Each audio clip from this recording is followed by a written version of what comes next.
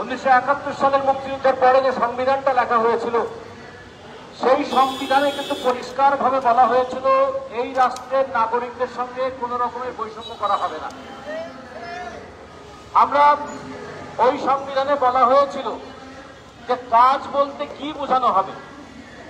বলা হয়েছিল কাজ হবে মর্যাদার প্রতীক, কাজ হবে সম্মানজনক মজুরির একটা উপায়। আমরা যখন আজকে আপনাদের পাশে এসে দাঁড়ালাম, তখন আমরা দেখছি যে আপনারা এখানে লড়াই করছেন একটা মর্যাদার জন্য। আপনারা লড়াই করছেন, আন্দোলন করছেন একটা বৈষম্যের বিরুদ্ধে। আমাদের সংবিধানে বলা হয়েছে যে কাজ প্রত্যেকের যোগ্যতা অনুযায়ী কাজ হবে এবং কাজ অনুযায়ী পারিশ্রমিক নির্ধারণ হবে। তাহলে যারা একই ধরনের যোগ্যতা, একই ধরনের কর্মদক্ষতা নিয়ে কাজ করবেন, তাদের মধ্যে পদের বৈষম্য করা হবে কেন? যদি আপনারা সংবিধান মানেন, তাহলে তো এই পদের বৈষম্য আপনারা রাখতে পারেন না। আর যদি আপনারা পদের বৈষম্য রাখেন, তাহলে বুঝতে হবে সংবিধানের কথা যতই বলেন না কেন, সংবিধানকে আপনারা তোয়াক্কা করেন না। আপনাদের এই মানববন্ধনে দাঁড়িয়ে আমি শুধু দুইটা কথা বলতে চাই যে এই যে 2024-এর বৈষম্য বিরোধী আন্দোলন, সেই আন্দোলনে ছাত্ররা শুধু জীবন দেয় নাই, সেই আন্দোলনে সরকারি হিসাব অনুযায়ী 836 জনের মৃত্যু হয়েছে। এর মধ্যে 284 জন হচ্ছেন শ্রমিক, এর মধ্যে 108 জন হচ্ছেন কর্মচারী, এর মধ্যে 120 জন হচ্ছেন ক্ষুদ্র ব্যবসায়ী এবং 229 জন হচ্ছে ছাত্র। বলে ছাত্ররা জীবন দিয়েছে এটা যেমন সত্য, কর্মচারীরা জীবন দিয়েছে সেটাও সত্য, শ্রমিকরা জীবন দিয়েছে সেটাও সত্য। এত জীবনের বিনিময়ে আমরা যে ভূখণ্ডটাকে আবার বললাম বৈষম্য মুক্ত করব, 1 বছর পার হয়ে গেল, এখনো 1995 সাল থেকে যে বৈষম্য জোয়াল আপনাদের কাঁধের উপর চাপিয়ে দেওয়া হয়েছে, সেই বৈষম্য দূরীকরণে এখনো কেন পদক্ষেপ নেওয়া হয় নাই, এইটা আমরা অন্তর্বর্তীকালীন সরকারের কাছে জানতে চাই।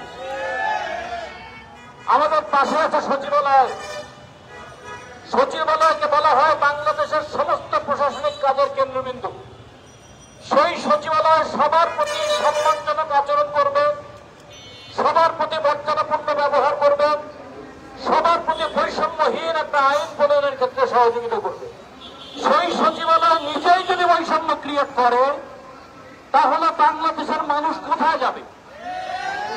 এখন সচিবালয়ে যারা আছেন, আপনাদের মতো একই পদে থেকে, একই যোগ্যতা নিয়ে থেকেও তারা হয়ে যাবে প্রশাসনিক কর্মকর্তা, আর সেই যোগ্যতায় সেই ধরনের কাজ করে, সেই ধরনের শ্রম দিয়ে আপনার সেই মর্যাদা থেকে বঞ্চিত হবেন।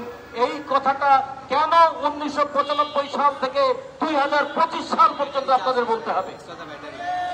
যেদিন প্রথম ধরা পড়েছে যে এখানে বৈষম্য হয়েছে, সেই দিন আপনারা শিক্ষিত মানুষরা সবার আগেই সেই বৈষম্য দূর করার পদক্ষেপ নেবেন, এইটাই তো আপনাদের কাছে আমাদের প্রত্যাশা ছিল। আপনারা নিজেদেরকে বলেন আপনার সংস্থাপন মন্ত্রণালয়, আপনারা বলেন আপনারা সকল কর্মচারীদের ভাগ্য নির্ধারণ করেন, আপনারা বলেন আপনারা সকলের পদমর্যাদা নিশ্চিত করার ব্যবস্থা করেন, কিন্তু এই যে পদ না থেকে পদ না পেয়ে অথবা মর্যাদা না পেয়ে এই যে এই বয়সে একজন মানুষ রাস্তায় দাঁড়ায়, এটা কি আপনাদের চোখে পড়ে না? একজন মানুষ তার জীবনের যখন 40 বছর পার করে, যখন 45 বছর পার করে, তখন তার সামনে দুটো বিষয় থাকে। একটা থাকে তার ভবিষ্যতের নিশ্চয়তা কি হবে, আর একটা হলো এতদিন ধরে কাজ করে যে যোগ্যতা অর্জন করলেন, সেই যোগ্যতার কি একটা স্বীকৃতি হবে না? মানুষের জীবনে মর্যাদাটা খুব বড় জিনিস, মানুষের জীবনে কাজের স্বীকৃতিটা অনেক বড় জিনিস। অনেক সময় মানুষ স্বল্প বেতনেও কাজ করে যদি সে মর্যাদা পায়। আপনাদের মর্যাদাও দেওয়া হচ্ছে না, আপনাদের মজুরির ক্ষেত্রে বৈষম্য করা হচ্ছে। এই একই যাত্রায় পৃথক ফল কেন হবে, এই প্রশ্নটা তো আপনারা তুলেছেন। তাহলে আপনাদের এই ন্যায্য দাবির সঙ্গে আমরা একমত পোষণ করি। আমরা দাবি জানাই 95 থেকে 2025 কত বছর পার হয়ে গেল, 30 বছর পার হয়ে গেল, এখনো কি ভুল সংশোধন করার সময় আপনাদের হয় নাই? আপনাদের ভুলটা এই কর্মচারীরা দেখিয়ে দিয়েছে। আপনাদের দায়িত্ব ওই ভুলটাকে দ্রুততম সময়ের মধ্যে সংশোধন করা। আমরা শুনেছি 12 তারিখে একটা বৈঠক হবে। এর আগে কয়েকটা বৈঠকে আপনারা বলেছিলেন যে হ্যাঁ এটা ভুল হয়েছে। কয়েকটা বৈঠকে আপনারা প্রস্তাব দিয়েছেন যে দ্রুততম সময়ে এটা সমাধান করা হবে। আপনারা ভুল স্বীকার করেছেন, সংশোধনের কমিটমেন্ট দিয়েছেন, কিন্তু সেই কমিটমেন্টটাকে এখনো পূরণ করেন নাই। ফলে 12 তারিখে আমরা আশা করি এটা পূরণ হবে। আর তা না হলে একটা প্রতিষ্ঠানে যদি বৈষম্যের বেদনা নিয়ে কেউ কাজ করে, আর যাই হোক সেই প্রতিষ্ঠানে কাজের মান রক্ষা করা যায় না। ফলে মানহীন কাজ থেকে যদি আমাদের দপ্তরগুলোকে, এখানে আপনাদের প্রায় 15 লক্ষের মতো মানুষ, আপনাদের নানা দপ্তর, অধিদপ্তর, পরিদপ্তরে যারা কাজ করছেন, সেই মানুষগুলোর কারো কারো এখন চাকরি থেকে অবসানের সময় হয়ে এসেছে, কারো কারো হয়তো 50 বছর বয়স হয়েছে আর 9 বছর পরে অবসর নেবেন।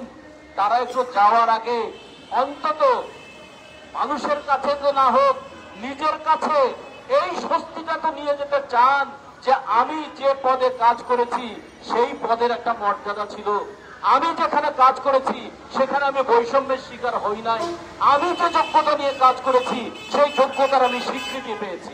এইটুকুই তো আপনাদের চাওয়া। ফলে যোগ্যতার স্বীকৃতি, বৈষম্য দূর করুন, পদমর্যাদা উন্নীত করুন, এই 3টা কাজ আপনারা যে করতে চান আমরা তার প্রতি সমর্থন জানাই। আমরা শ্রমিক কর্মচারী ঐক্য পরিষদের পক্ষ থেকে বলতে চাই, 12ই আগস্ট এইখানে আমাদের একটা সমাবেশ হবে। আপনাদেরও কয়েকজনকে আমরা আমন্ত্রণ জানাবো। আমাদের এখানে আপনারা আসবেন, শুনবেন, এবং আমাদের শ্রমিক কর্মচারী ঐক্য পরিষদ বাংলাদেশের শ্রমিক এবং কর্মচারীদের জন্য যে সংগঠন লড়াই করে, 13টা জাতীয় ফেডারেশনের সমন্বয়ে যে শ্রমিক কর্মচারী ঐক্য পরিষদ, সেখান থেকেও আমরা আপনাদের এই বৈষম্য দূরীকরণের ব্যাপারে আমরা আমাদের আওয়াজ তুলব। এবং আপনাদের আন্দোলন আসলে বাংলাদেশের দপ্তর, অধিদপ্তরগুলোকে গতিশীল করার আন্দোলন। আপনাদের আন্দোলন হচ্ছে জনগণের জন্য সেবাটাকে আরো সুনিশ্চিত করার আন্দোলন। আপনাদের আন্দোলন হচ্ছে যে দীর্ঘদিন কাজ করেও আমি যে